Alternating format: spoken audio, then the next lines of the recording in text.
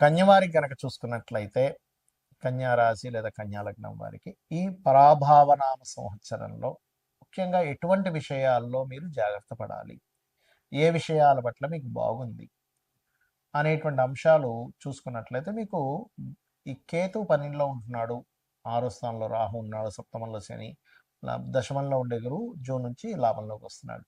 కాబట్టి ఈ యొక్క విషయాలు చెప్తుంది నేనైనప్పటికీ చెప్పిస్తుంది సాక్షాత్ లలితా అమ్మవారిగా భావిస్తూ ఆ లలితాంబిక అమ్మవారి యొక్క అనుగ్రహం పరిపూర్ణంగా కలగాలని మనస్ఫూర్తిగా కోరుకుంటూ ఇక్కడ లగ్నం నుంచి ఎప్పుడైతే 12లో కేతు ఉన్నాడో మీరు తీసుకోవాల్సిన ప్రధానమైన జాగ్రత్త ఏమిటంటే, ఎవరికైనా ఇన్వెస్ట్మెంట్ చేస్తున్నాం లేదా మీకు మీరుగా ఏదైనా ఇన్వెస్ట్మెంట్ చేస్తున్నారు, మంగళ ఆదివారాలు అవాయిడ్ చేయండి. ముఖ్యంగా నవంబర్ వరకు ఫైనాన్షియల్గా మంచి గ్రోత్ ఉంటుంది, వ్యాపార పరంగా కూడా లాభాలు ఉంటాయి. కాకపోతే ఇక్కడ పంచమ స్థానంలో పంచమాధిపతి అయినటువంటి శని సప్తమంలో ఉన్నందుకు ఇష్టపడిన వారిని వివాహం చేసుకోవాలనే ప్రయత్నం కొంత స్ట్రెస్ఫుల్గా ఉన్నప్పటికీ అది సక్సెస్ కూడా అవుతుంది. శత్రువుపై కూడా జయం ఉంటుంది మీకు 6వ స్థానంలో గురువు ఉన్నందుకు. అండ్ విదేశీ సంబంధాలు, ఆన్లైన్లో ఉండేటువంటి కొన్ని వ్యాపారాలు అనుకోండి, అంటే విదేశాలకు వెళ్ళి అక్కడ ఏదైనా ఉద్యోగం చేయాలనుకునేటువంటి వాటికి కూడా అనుకూలిస్తుంది. అలాగే అదేవిధంగా వివాహానికి కూడా విదేశీ సంబంధాలు సెట్ అవ్వడానికి చాలా అనుకూలంగా ఉంది చెప్పాలంటే. కాకపోతే వ్యాపారస్తులకి మీకు ఈ సంవత్సరం జూన్ నుంచి ఎప్పుడైతే లాభంలో గురువు వస్తాడో కొంత వ్యాపారస్తుడికి అక్కడ ఊరట లభిస్తుంది. కాకపోతే ఎంతైనా గురువు యొక్క రూపం మారిందని మనం చెప్పుకుంటూ ఉన్నాం.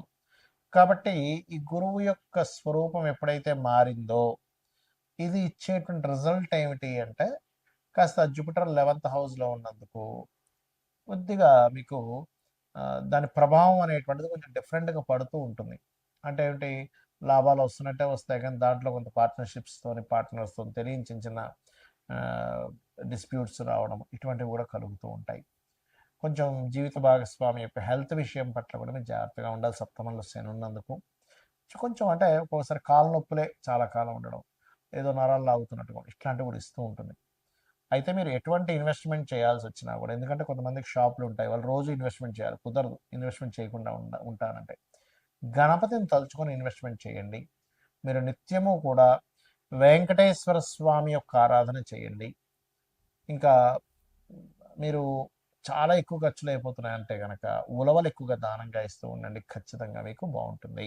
ఇక్కడ ఏంటంటే ప్రతి ఒక్కరికి కూడా సంవత్సరం మారింది, నూతన సంవత్సరం వచ్చింది, ఇక్కడి నుంచి అయినా సరే లైఫ్ బాగుంటుందా అని చెప్పి ఆశపడుతూ ఉంటారు.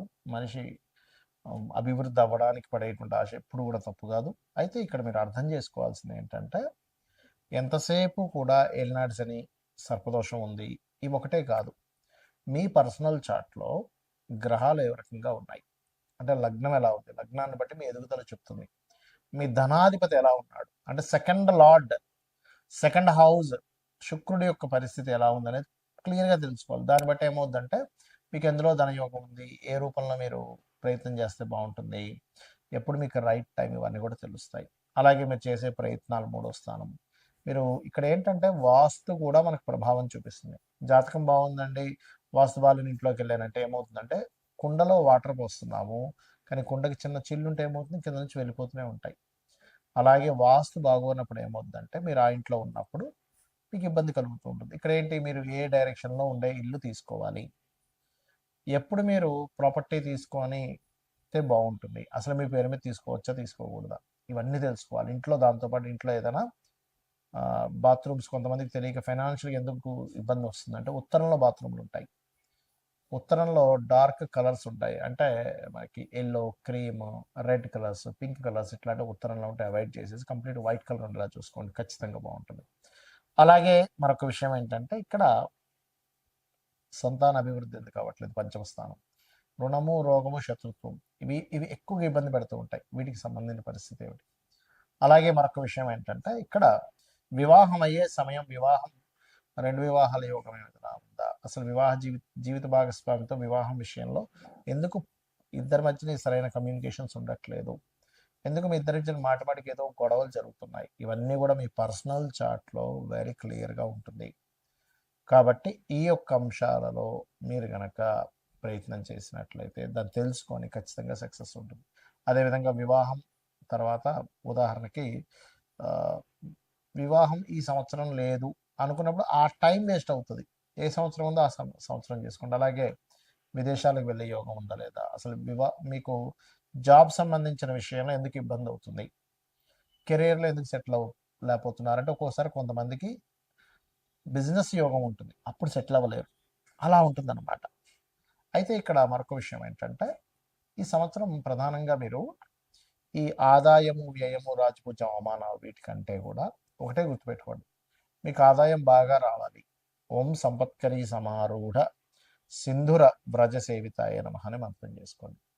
అప్పులు ఎక్కువగా ఉన్నాయి, ఓం అపర్ణాయ నమః అని మంత్రం చేసుకోండి. బిజినెస్లో ఇంప్రూవ్మెంట్స్ రావాలి, ఓం ఇంద్రగోప పరిక్షిప్త స్మరతోనా భజంగికాయ నమః. అయితే ప్రతిదీ కూడా 45 మినిట్స్ చేయండి. చాలామంది ఏం చేస్తారంటే 5 నిమిషాలు చేశానండి నాకు రిజల్ట్ రాలేదంటారు. చిన్న ఎగ్జాంపుల్ చెప్తాను. అన్నం పొయ్యి మీద కుక్కర్ పెడతాం, 20 మినిట్స్ పడుతుంది కరెక్ట్గా మీకు అది ఉడకడానికి. 5 నిమిషాల్లో నాకు ఉడకాలంటే ఉడకదు. అలాగే ప్రతి దానికి కూడా ఒక ఎనర్జీ ఫామ్ అవ్వడానికి సమయం పడుతుంది.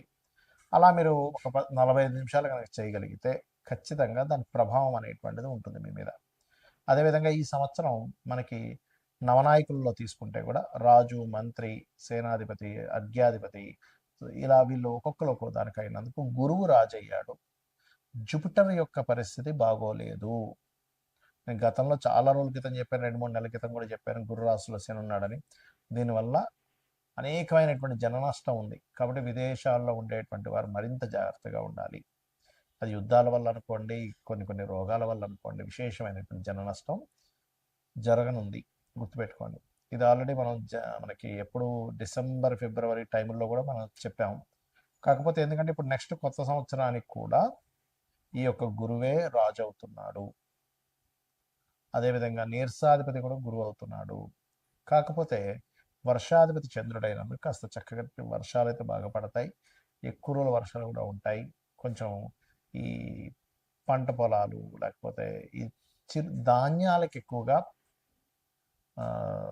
డిమాండ్ అనేది పెరుగుతుంది. ధాన్యాలకు గుర్తుపెట్టుకోండి, ధాన్యానికి ఎక్కువ డిమాండ్ పెరగనుంది. కాబట్టి ఈ యొక్క విషయాల పట్ల కాస్త మీరు అప్రమత్తంగా ఉండండి. జనాలు బంకర్స్లో దాచుకునేటువంటి సమయం రానుంది, గుర్తుపెట్టుకోండి. కాబట్టి ఈ విషయంలో జాగ్రత్తగా ఉండండి. ఇక మరొక విషయం ఏంటంటే మీరు జాతకమే తెలియదు అప్పుడు ఏం చేయాలి? సింపుల్గా రోజు లలితా సహస్రనామాలు చేసుకోండి డైలీ, ఖచ్చితంగా బాగుంటుంది. అదేవిధంగా మనకి లాస్ట్ టైం మనం చెప్పుకున్నాం, ఒక 4-5 నెలల క్రితం కూడా చెప్పాను, సిల్వర్ రేట్ విపరీతంగా పెరగనుంది. మరలా బంగారం సిల్వర్ రేట్లు ఒక రేంజ్లోకి వెళ్ళనున్నాయి, గుర్తుపెట్టుకోండి. ల్యాండ్ రేట్స్ కూడా విపరీతంగా పెరగనున్నాయి. కాబట్టి రెగ్యులర్గా లలిత చేసుకోండి, అన్ని విధాలా మీకు బాగుంటుంది. శ్రీమాత్రే నమః.